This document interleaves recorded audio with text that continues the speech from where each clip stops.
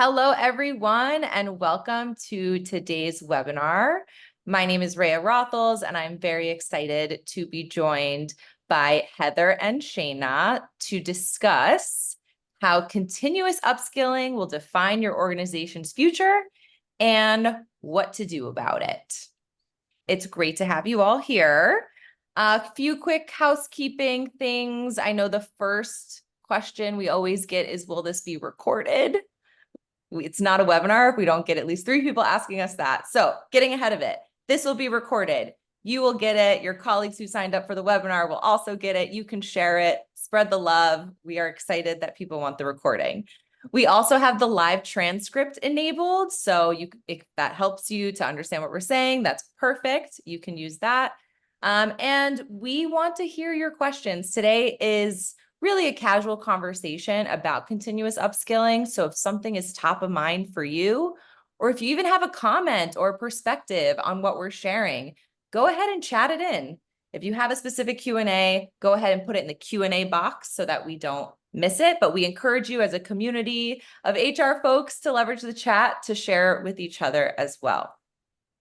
So let's get started. Who are we? We'll start with some introductions. My name is Rhea Rothels. I lead the Learning Solutions team at Hone.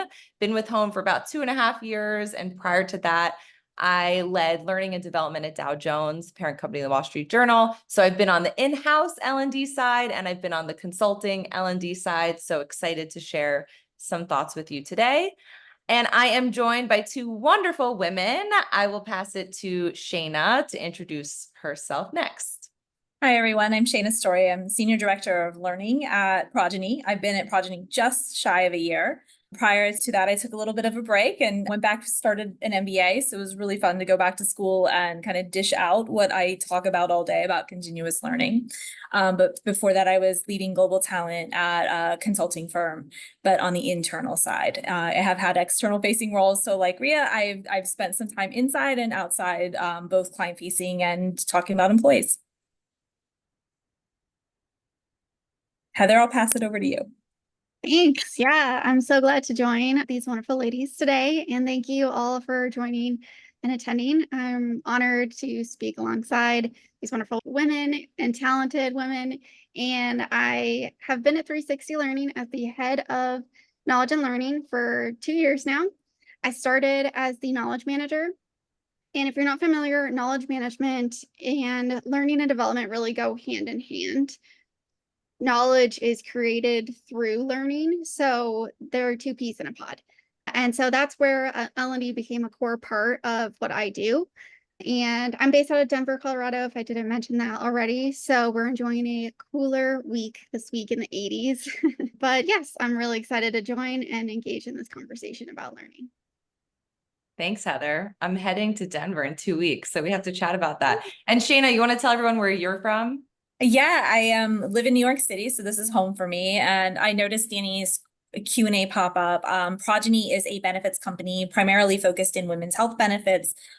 We started off in the reproductive and fertility space, but we've expanded our products to include preconception, post-conception, as well as menopause. And so it's really awesome to work for such a powerful company. We've been recognized in Times Top 100 this year. We've seen some really amazing things, but it's also really is near and dear to my heart. Fertility journey impacts us all, whether we have children or we don't. We all have bodies that have to function.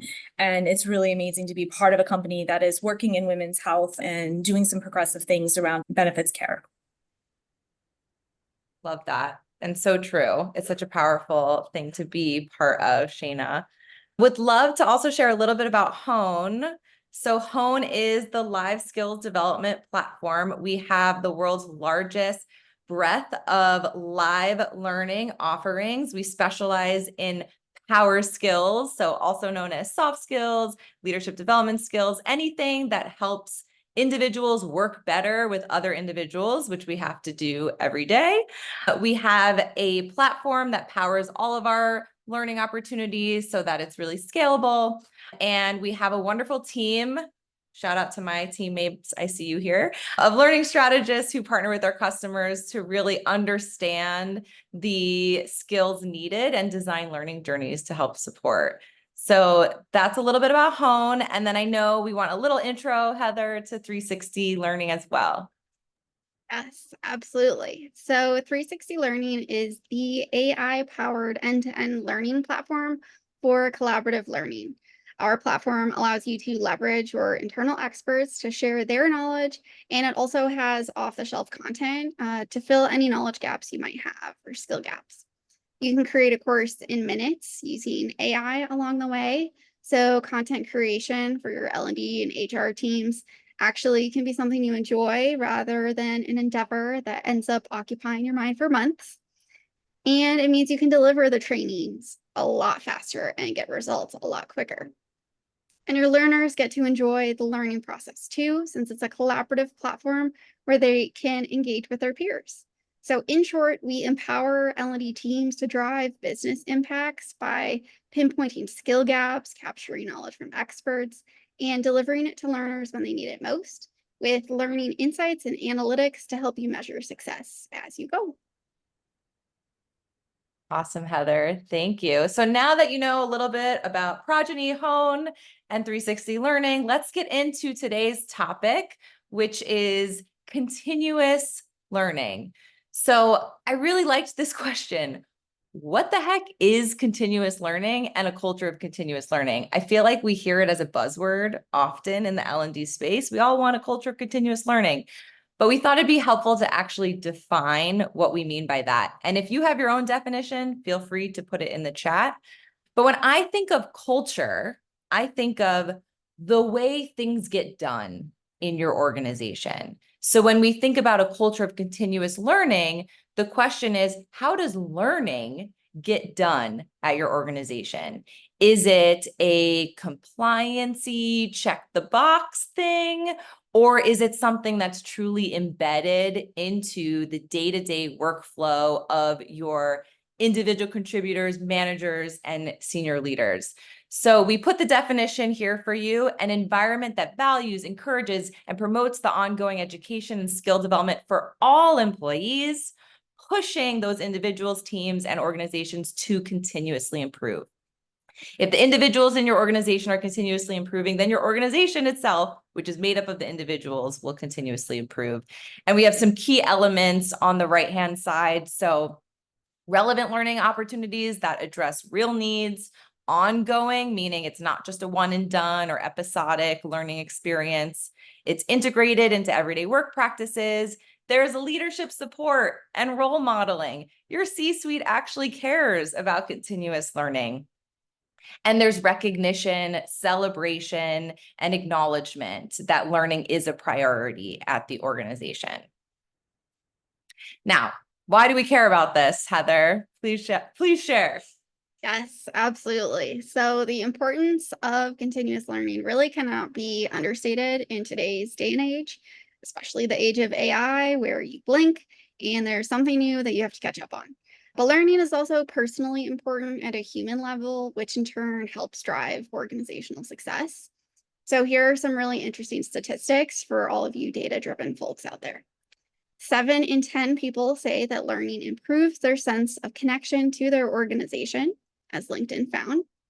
76% of employees say that they're more likely to stay with a company that offers continuous training, so it helps with retention and turnover rates.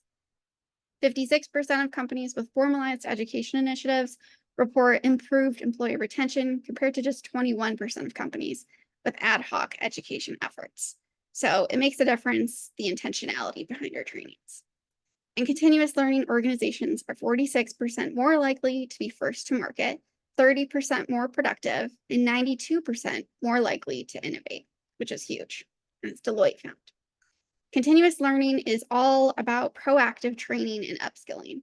This means that organizations that prioritize continuous learning culture and strategy have a major advantage in today's market, in which a vast majority, 87%, of organizations currently face critical skill gaps. And that was from McKinsey & Company. So there's a lot of different reasons that you should care about continuous learning. Some heavy hitting stats there. Take that for your business your business reasoning behind why you need a new L&D program, why you need continuous learning. But let's take a moment and have a we are all in this together moment. We have found some of the common challenges in driving that continuous learning, and we put them on this slide. We are also going to do a poll.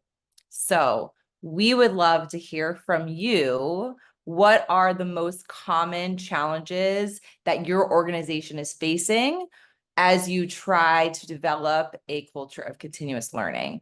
So we'll launch the poll now. There's definitions of what we mean on the slide, and we would love to hear from you. And you could check as many as you want. So if you're facing all of these, feel free, go wild. And we have an other option. So if there's an additional challenge that you're facing, put it in the chat. We want to hear, because I bet other folks experience that too. So we'll give you a few moments. What do we think, Shayna, Heather? What's going to be number one? Do you have any guesses? I feel like lack of time, competing priorities, bandwidth, it's always a struggle. That's where my vote's at. And I'm going to place my money on the same comment Danny had in chat. I think we're going to see a lot of multi-votes across the board. All right. We'll see who's right. In this case, none of them are overly positive. So, okay. Interesting. Lack of time and competing priorities came up as the number one pick. I always say to our clients that we're not necessarily competing with other learning vendors. We're competing with eyeballs because people want to be doing their actual work and not learning, right? So it's a fight for calendar space. There's always priorities that pop up work-wise. So I'm not surprised to see that. And then kind of a four-way tie with the next group, which is interesting: engagement, resistance to change, difficulty measuring impact. We'll talk a bit about that. Limited resources. Okay, other. Let's check the chat. Lack of leadership buy-in, training as a band-aid, variable learning styles, lack of budget. Yeah. This is something that we are all facing. We know that it's important to drive continuous learning cultures in our organization, and we have amazing statistics that support that. But the reality is, when it comes to actually doing it, it's not that easy. So that's what we're here to talk about today. We have some amazing stories and experiences from Shayna and Heather. And so with that, we'll hop into kind of our first question. And again, we want to hear your questions. So please put them in the Q&A box so we can get to them. So the first question is around business goals. So we know that learning objectives need to ladder up to the overall business priorities in order to drive the business forward and not just be kind of a check the box thing. So I'm curious, what steps, Shayna, for you first, what steps can an L&D team take to make sure that their L&D strategy is laddering up to those business goals? I really think it's about not just understanding the business goals, but also understanding the strategy behind the business goals, and then the metrics that support whether or not the goal is going to be achieved or not achieved. And I think when an L&D team really starts to understand the details behind those things, they start to be able to attach how they're programming, not their objectives of their programming, but their programming and their strategy about how they approach problem solving. They can kind of latch on to or partner with the business on a deeper level. I think what starts to happen is learning never becomes a priority unless senior leadership says it's a priority. So people aren't going to make time unless leaders say part of our goals this year is driving learning or incorporating a culture of growth. And so until senior leaders really kind of put that stake in the ground, I think managers struggle to create space for their teams to grow and experiment. And so partnering where you can with the senior leaders to help them understand how learning can make or break an organization using statistics, sharing some really strong things from industry like McKinsey and Deloitte, where we did today, I think starts to help build the case that learning becomes part of a culture, and also can either support that strategy or not support that strategy.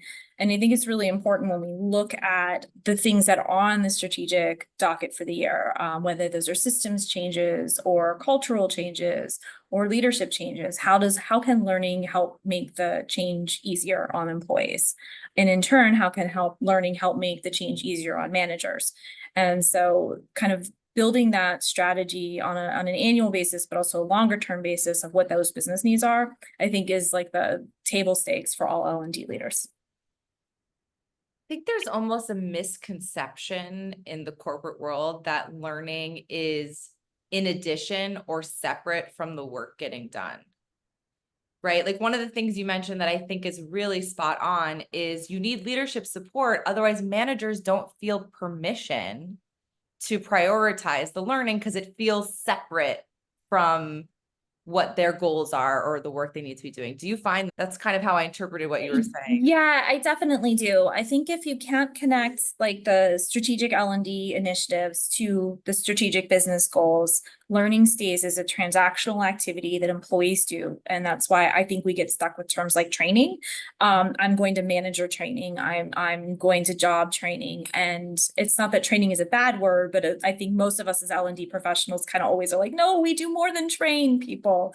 We really develop people. We help people grow their career at this company and help become better leaders.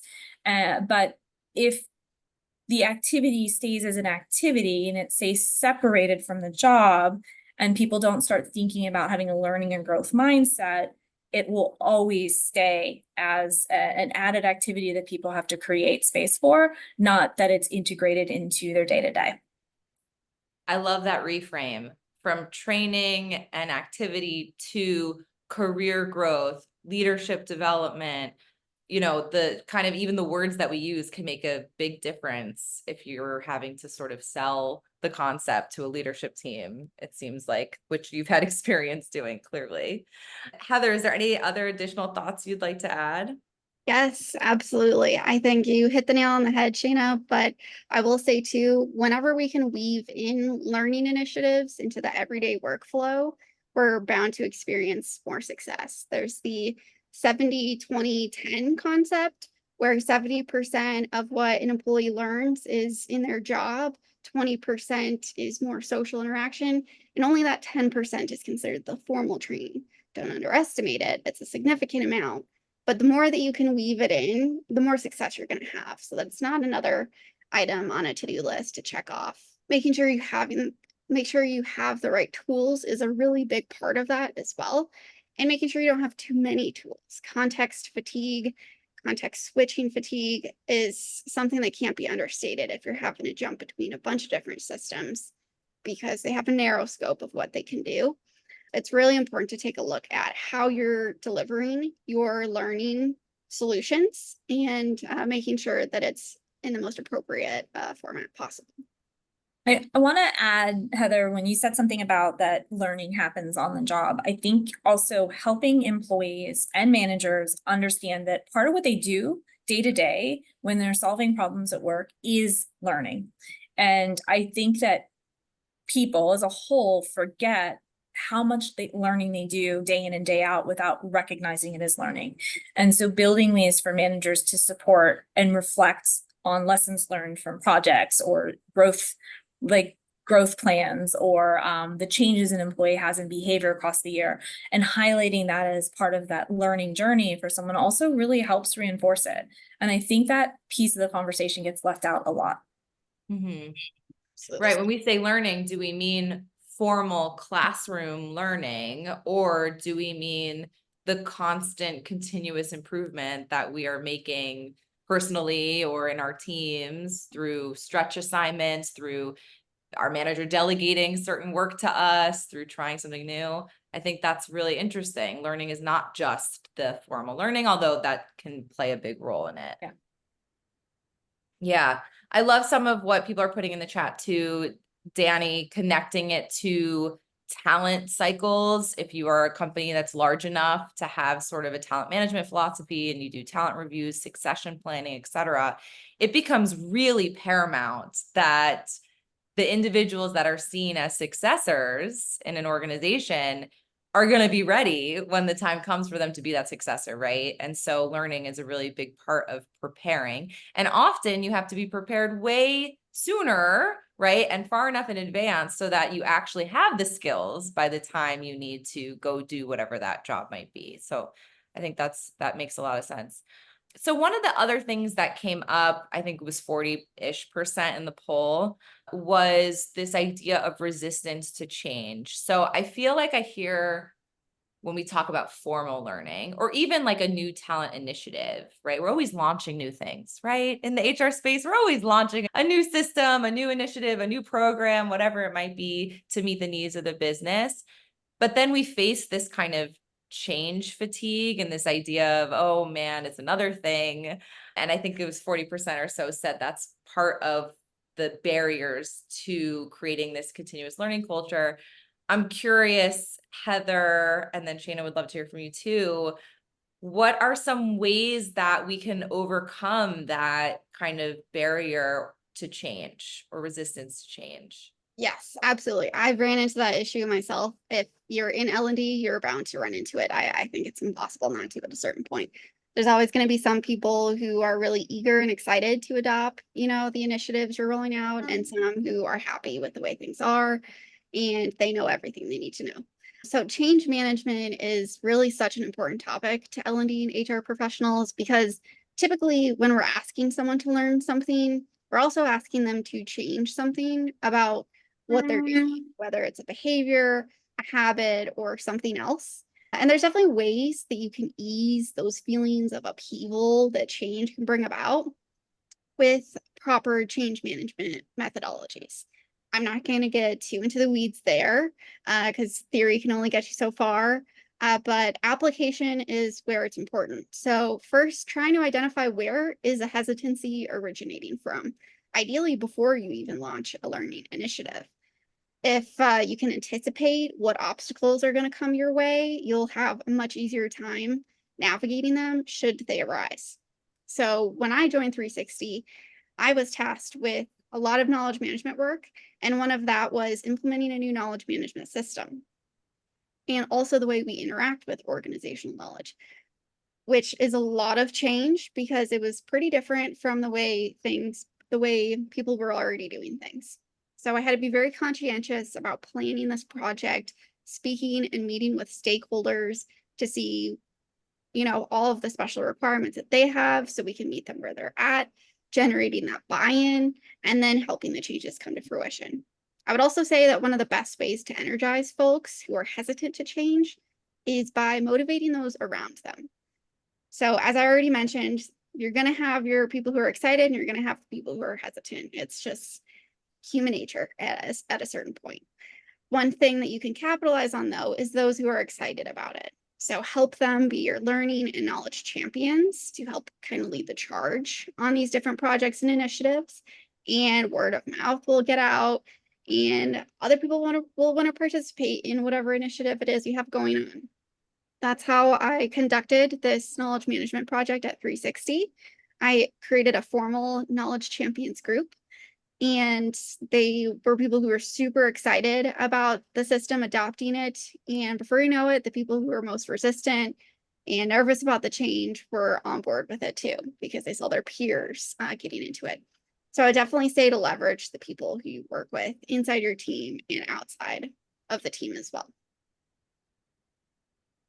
I think that the two things I want to add is one, the adoption curve. I think most of us are familiar with the example of the adoption curve where you see one person dancing on a hill at a party or a festival, and then they're by themselves, and then another person, and then another person, and then a critical mass happens, and that's like at the peak of adoption. I think we underestimate the amount of knowledge and consideration we need to give for people who are in the laggards group. They're a barometer of whether or not this initiative can be fully successful. They can provide us feedback early off. And so understanding it in your business, where the initiative's attached to, who those people who are most resistant to change, and then learning why they're most resistant to change, inviting them to the table, inviting them to participate in some of the development cycle, the focus groups, because you don't necessarily have to always worry about your early adopters. They're always going to be your early adopters. I think we need to pay more attention to those people who are most resistant and get them involved and invite them to share why they might be most resistant sooner. And I think that helps us as L&D professionals to really think about how we craft a program or the programmatic strategy or the change strategy. Because if we have to bring those people along. We don't want to force them. We don't want to make it a carrot and stick situation. We certainly want them to be part of the change. And so finding ways for them to be part of that change champion group, finding ways for them to be at the table. I have found in places where I've seen like large system changes back at Health First a couple jobs ago for me, bringing those people who are slow and resistant were very powerful as we move towards large system changes. The second is I encourage you, like I don't like to launch a learning initiative unless it's attached to a strategic objective, because I know if I don't have senior leader support on something, I know it's going to hit a roadblock and it's going to get cut, or it's going to be an uphill battle to get people to adopt it. But if I have a strong senior C-suite or SVP level who is a champion for the program, I know that I'm going to have someone who's going to be speaking about it positively when I'm not in the room, and that's going to encourage their team to be involved. And so those are the two things I like to think about when I'm building out a change initiative or a new learning initiative that I want people to adopt to, but I don't know if it's going to be something that's right for the company right now. I love that. So we have leveraging your kind of first movers and early adopters while also being conscious of the laggards and sort of bringing them along the journey so that they don't feel like they're being told to do something. They've been part of the process. And then Shayna, couldn't agree more. You have to have senior stakeholder support. At the end of the day, L&D tends to be HR-y. Yeah. And like any other HR thing, it's seen as, oh, it's HR. Yeah. And that's like, if I want to know the judgment I give myself is, are people saying what I did is HRE or is it critical to the business? Yeah. I want to hear them say, this matters to the business. And so for me, that's like a personal barometer that I use for whether or not either myself or my team or my department's initiatives are successful. Well, and I love how in the first question you brought up, it needs to tie to business strategy and there needs to be metrics associated with that. How do we know if this learning program was successful, and how do we know that it's driving this business priority, right? So you have to prove it too. I do just want to comment, we got a question from Guy that I think, Shayna, you answered really well, which was, how do you deal with stakeholders that won't engage in the conversation? They just want to give directives. What I heard from you, Shayna, was bring them along, ask them why they're resistant, make them part of the experience instead of telling them that they have to do something, and then they're going to tell their direct reports they have to do something. Anything else either of you would add to that? I will add a book recommendation. It's an older book. It's called Trusted Advisor.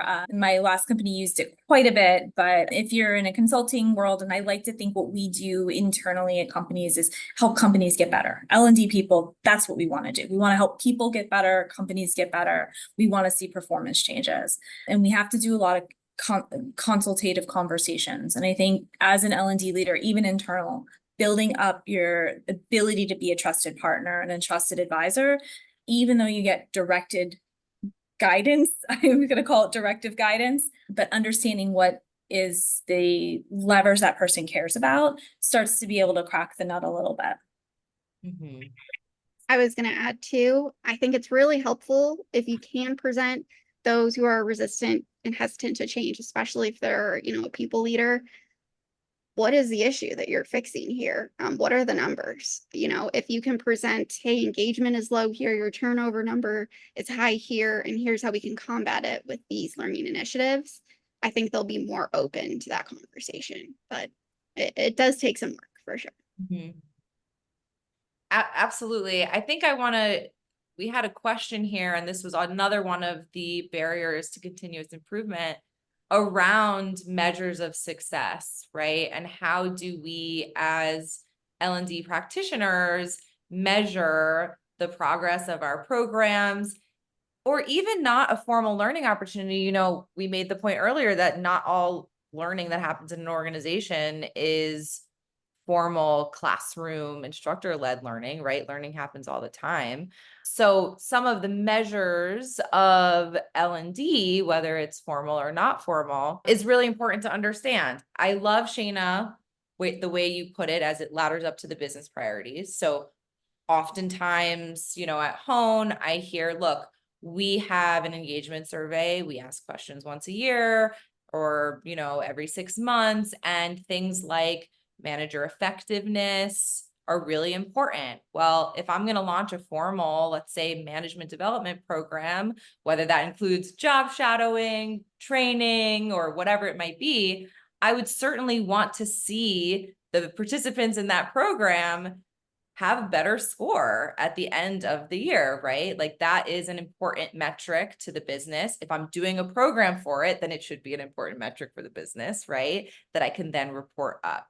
That's a very common example that we see. We also see commonly the need for measuring the behavior change that actually happened as a result of formal learning. So if you're going to launch a classroom learning opportunity, if you're going to make that investment, which is often a significant investment of both money, budget, and people's time, right? You want to be really clear about the skills that you're addressing, and you want to be able to say, hey, look, we move the needle on those specific skills that we addressed in this classroom learning opportunity. So one of the things just quickly that we do at home is we have an impact survey. So we ask learners about a month after their formal learning, you know, what do you see as different in your day-to-day? How are you better or worse, frankly, at these skills? And then we have their direct reports or their colleagues corroborate that, right? So it's not just my self-reflection, which arguably can be a little biased, right? But we're also asking other people, what have you observed about this learner as a result of this program? And I think that paints a really nice picture as to the behavior change that's happened. I'm curious, Shayna or Heather, how you've, in your experience, measured L&D initiatives, whether formal learning or informal learning. Would love some examples. Heather, do you have one first? Yeah, absolutely. I'd be happy to. So on our platform, the 360Learning platform, we can see people who've gone through the course, how much time they've spent in it, where their scores are at with different questions. So measuring success comes directly from our platform. I track it in a spreadsheet for different things. For instance, we just had a manager training recently launched, and we want to make sure that coaches are completing it. Coaches is what we call managers at 360. And we want to make sure they're genuinely completing it, not just, you know, clicking through to check the button, but actually spending the time they need in those courses to absorb the material. So I can report on those numbers and see the time it's taking, as well as we have upward performance reviews, as well as bi-weekly pulse surveys that all employees participate in. So this is where we're actually going to see the outcome of these trainings reflect. We want to see that people report their managers are more empathetic, they're more conscientious of DE&I related topics. That's how we're measuring success. But it first starts in making sure that the user is actually completing their training. And I do that through the 360 platform. I love the fact that you've culturally normalized pulse surveys.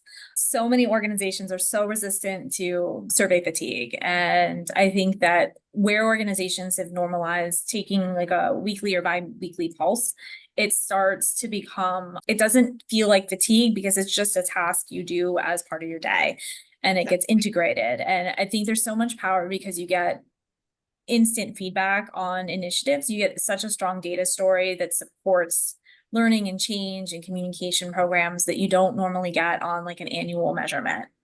My current company doesn't, we do an engagement survey, we do all the standard stuff, but we don't have a pulse survey, and I've never had the privilege of being in a company that's done that. So I'm very envious there.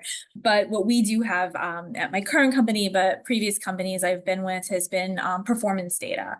And so we may not be able to measure manager impact or impact on manager training, but we can really look at employees' interactions within a care management system, or back in the day at JetBlue, number of transactions processed in a certain hour, number of flight incidents on a flight, or reports on a flight. And I always, whenever I think about measurement, I always think about my experience when I worked at JetBlue. One of our departments in JetBlue University was solely focused on measurement and performance impact. Incredibly talented and wonderful professionals whose expertise was in employee impact, and heavy data workers. They were just phenomenal to work with. But early in my career, they helped me shape how I would, in the future me would be doing post-programmatic data.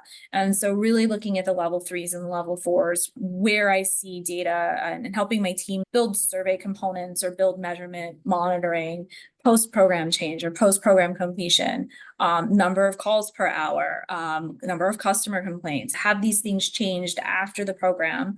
And if they have changed for the better, we can start to tell a story. If we've changed for the worse, we got to look at what's going on. Is there something beyond the knowledge aspect of the job that's broken? Is there something that's happening within the job itself?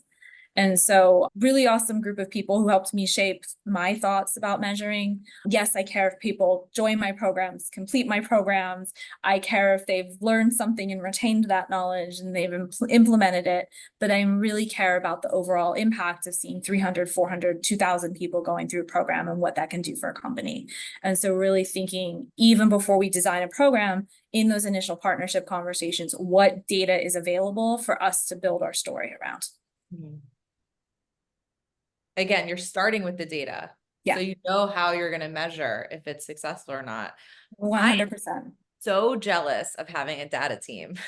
I am too. They were amazing. But many of us work at companies that have data available. They have teams, you have analysts, you got to get to know them. We don't have a L&D team that's focused solely on performance impact, but we have a call center environment. Our call center operations team has data.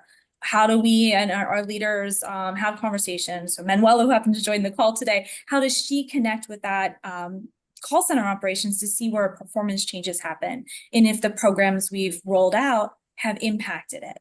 Even you can start to tell a story if we've done a ton of manager training. What happens to employee data? What happens to employee performance? If we've done all these initiatives for managers, we want employees to have a better experience. We hope to see that in the data too. So it's trying to identify where you have data in the organization, even if you don't own it, and how you can build your story with it. Mm-hmm. Absolutely. And I love that. You don't have to, it doesn't just have to be survey data, right? I feel like often we get kind of pigeonholed in like, we're just going to do a survey or we're going to do a pre-post or whatever that might be. And it's like, no, what are the outcomes of the training? Yeah. I mean, I like when my programs have pre-post. No, of course, you need that too. But you need it to tell part of your story. But I, as a leader, being able to connect it to the broader, I think it becomes more critical. Mm-hmm. Well, and you can share explicitly how it has impacted some of the business priorities. Or as close as possible, because learning isn't the only thing, and learning is never going to be the only driver to make change happen, but it can be part of the positive story on why change happened. Absolutely. So I do want to get to additional topic here that is usually top of mind. I know we get asked this a lot, which is around how do you generate sort of awareness and enthusiasm for continuous learning at an organization? So whether it's a new program or whether it's taking advantage of opportunities that currently exist, I hear often we have an employee stipend. Employees can go spend $1,000 however they want, and only 10% of employees are using that, right? So how do we generate enthusiasm for these opportunities? Would love to hear some of your thoughts. And then in the chat too, you know, if you are responsible or you have good examples, I've heard some creative things, like we'd love to hear your examples too. But Shayna, maybe you could share a story or an anecdote on that. Yeah, I'm actually excited to see what folks put in chat, because I think we're all struggling with the competition, and it's not a competition, but sometimes it feels like it is, that people just that they want to go to the program and then work gets so busy they can't go, and so they have to change which program they're in, and it is disappointing for us because we put this is our work. And so we feel very sad when people don't want to engage with it, or it falls short of what we thought it would. And so every company is different, and what works at one company does not work at another. And I've unfortunately encountered that across my career. I'm like, this worked great elsewhere, I'm going to try it here. And it just didn't go anywhere. But I think right now, some things that we've been trying out that do feel like they're working is celebrating learning. And so not awarding learning per se, but celebrating where, and we just changed how we celebrate learning. So we're looking at completion and engagement within programs, and then reaching out to the manager to tell the manager of that person, hey, this person's done these programs on these platforms. We see that they have a really high engagement. Before we celebrate them and award them, can you tell us how this is getting implemented on the job? These are the 3 courses. These are the kind of 3 themes of courses we see them taking.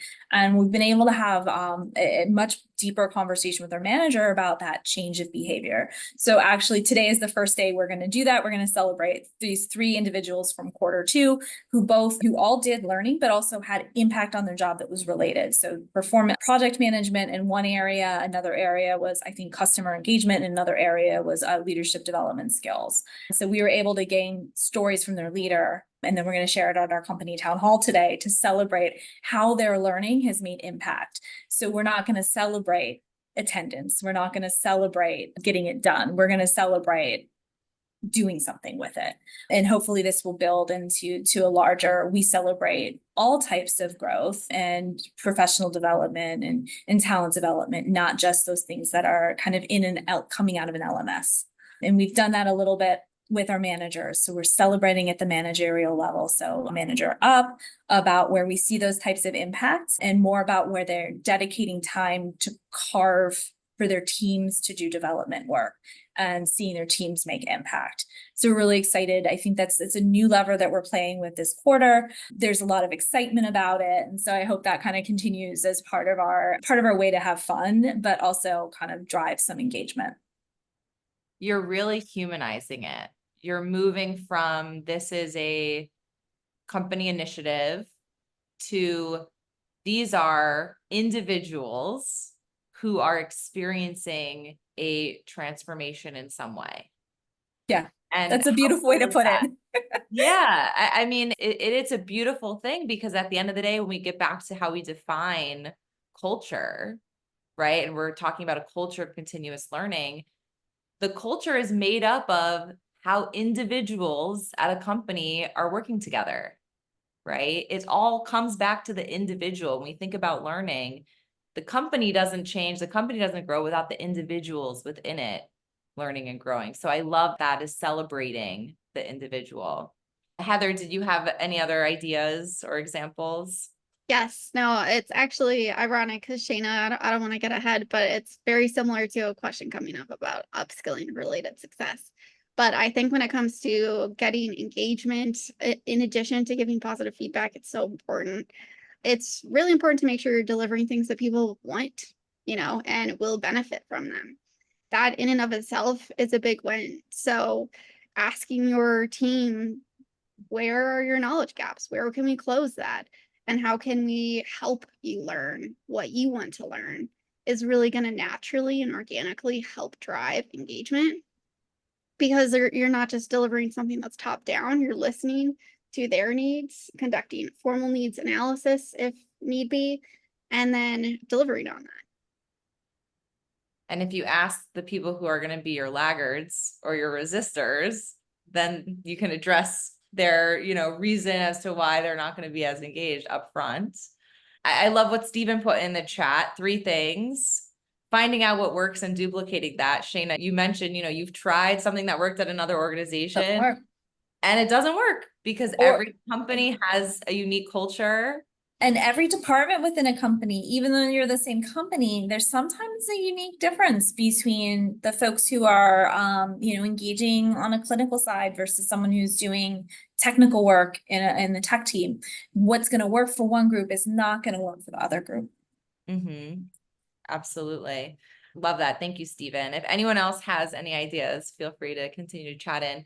So Heather, you're excited about our next question, which is around how do you maintain momentum and sort of continuously engage. Oftentimes, especially if it's a formal, management program or something like that, there's a lot of excitement in the beginning, and then you kind of work gets in the way and it doesn't feel as much of a priority, and you might see drop off. I'm sure many of you have experienced that. So you have to kind of combat that.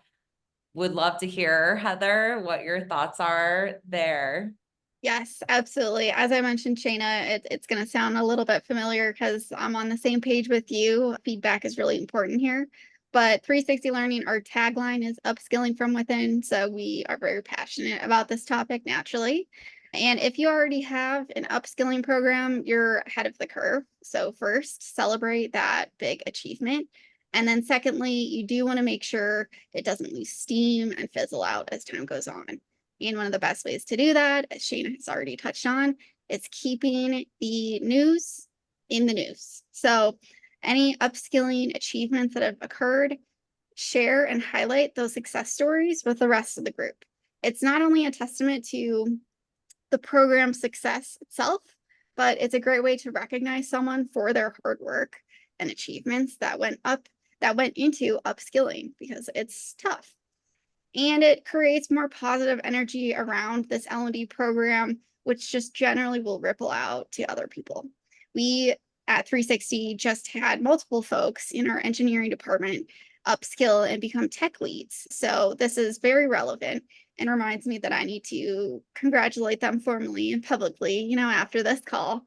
But doing that, I had met with the head of engineering to discuss what kind of training would be suited for this. It's a new role.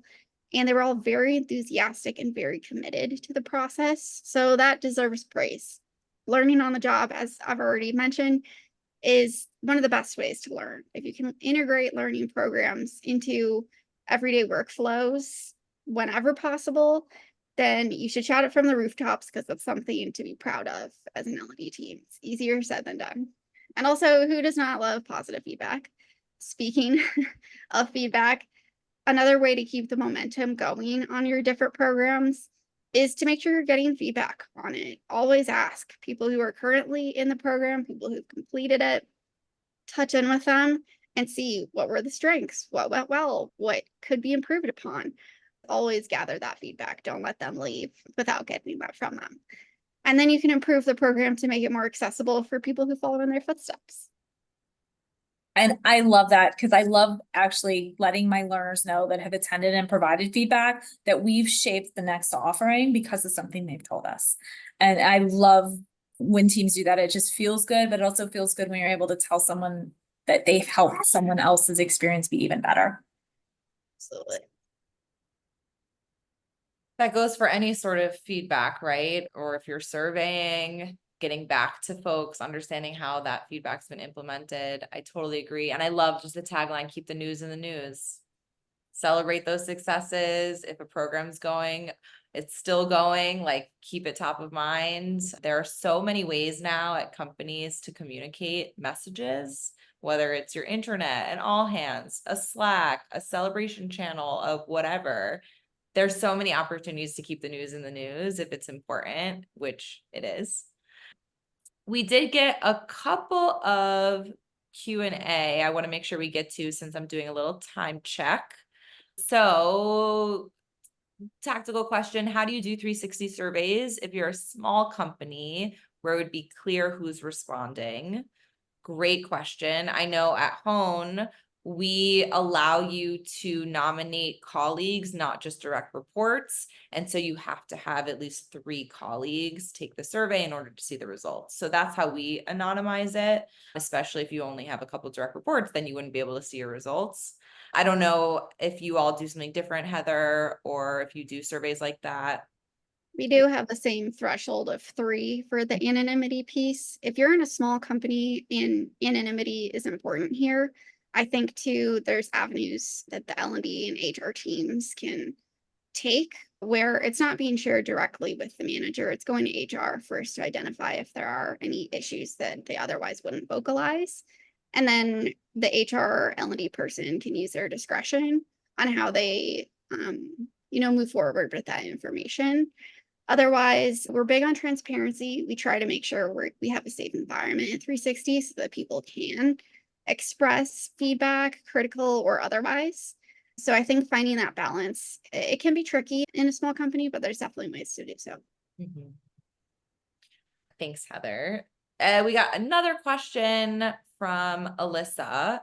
How long after taking courses, so we're talking about formal learning, upskilling opportunities, do you check in with managers to see how the employee has applied the learning? I don't know, Shayna, if you have any thoughts. Yeah, I think I do. Right now, I'm in a small company, so I don't have a ton of people in programs. I give calls the next day, like, hey, this person went through the program, blah, blah, blah. I think they did a really great job. Just wanted to check in with you. Like, and I don't deliberately do it like day after, like I'm tattling. It's more of I ran into the hallway, just want to let you know they went through this. And then typically I like to measure at like a 30, 60, 90-day mark. Sometimes in a program, depending on what it is, I might do something 2 weeks post event because I'm watching some types of data that comes in and I want their manager to be aware of the data changes, but that's usually on a much larger change initiative. But in a standard program, I like a 30, 60, 90, and then maybe a 6-month check. Just it depends on what's going on, but a 6-month check, especially if it's something critical. Mm-hmm. I agree. I think it depends on exactly what it is. I know at Hone, we like to survey at the 30-day mark because it's soon enough after the program that the program is still kind of top of mind. We have found when we've done 90 days, people don't always like remember exactly the program, or the direct reports don't necessarily remember that their manager went through the program to attribute that. So if we really want it attributed to the program, we've found that the 30-day mark is helpful. But then, of course, we want lasting behavior change. We're developing a culture of continuous learning. And so embedding that, I don't know if you do this, Shayna, but in your pulse surveys too can be interesting. So it's not like a formal learning survey is separate from sort of the continuous Right. thing you might do. We are currently, formal learning surveys are separate. Our formal learning surveys are not anonymous. I'm trying to normalize that sometimes feedback needs to have your name attached to it so we can make it actionable, which is meeting resistance in pockets. And in other pockets, it's gone great because we've been able to get to the bottom of some challenges. But in employee engagement survey, anonymity is really important. And so the way we combat it, as much like Rhea mentioned, is gets filtered through the HR team. So it gets filtered through someone who's in a much more HR VP role dedicated to this type of look. Previously, it was filtered through our VP of HR and our CHRO. So people can have that feel of protection. And again, we use a threshold number of employees. And I've never been in a company that didn't have a threshold. If in some companies I've seen it be 8, if you don't have 8 people in your team respond, if you don't have a team larger of 8, you will be grouped together with someone in your umbrella and you'll report up, you'll see the full department data, but you won't see your 8's data, just to keep the anonymity really high. Thank you. And that addresses one of our questions we got in the Q&A. I see how you did that. Looped it in. Yes. Okay, we have time check. We have about 3 minutes left. Would love, instead of adding new thoughts, to kind of revisit some of our key takeaways from today. So I'm wondering, Heather and Shayna, if you could share, and then I'll share too, what stood out to you the most during today's conversation, or what's a key takeaway you'd love our participants to walk away with? And whoever feels strongly can go first. Honestly, this has been great. I'm really appreciative for everyone who's joined and chimed in. The questions have been awesome. I really keep coming back to the point of making learning as approachable as possible to the individual who's taking it and tailoring it to meet their needs, whatever that may be. Maybe someone's better with this kind of delivery format or that delivery format. Really working it into workflows so that it doesn't feel like a chore is easier said than done, but I think that's a big takeaway here, is trying to make learning as approachable and easy to adopt as possible. And I'm gonna I guess I have two. Is one, really make sure that when you're rolling out new initiatives that you have a key senior leader as a sponsor. I think it really helps ease some of the change barrier. And two is include all your people in your focus groups and during your needs analysis, making sure you get just as many slower adopters as you do as your people who you know are going to be enthusiastic. It really helps start to balance the program out, and you start to build into different considerations and different modality considerations you might not have. I think having the opportunity to learn different perspectives always adds to creativity because you have a new way to solve a problem. You have some new insight. And so those would be my two biggest takeaways for today. Love that. And mine to add on, Shayna, it's something you said, which was understand what your metrics are before you even launch the program, so that you know what success looks like, you know if you hit that mark or not. And as part of having that senior leader buy-in, you know that it's laddering up to a business priority, and you're going to be able to actually prove that.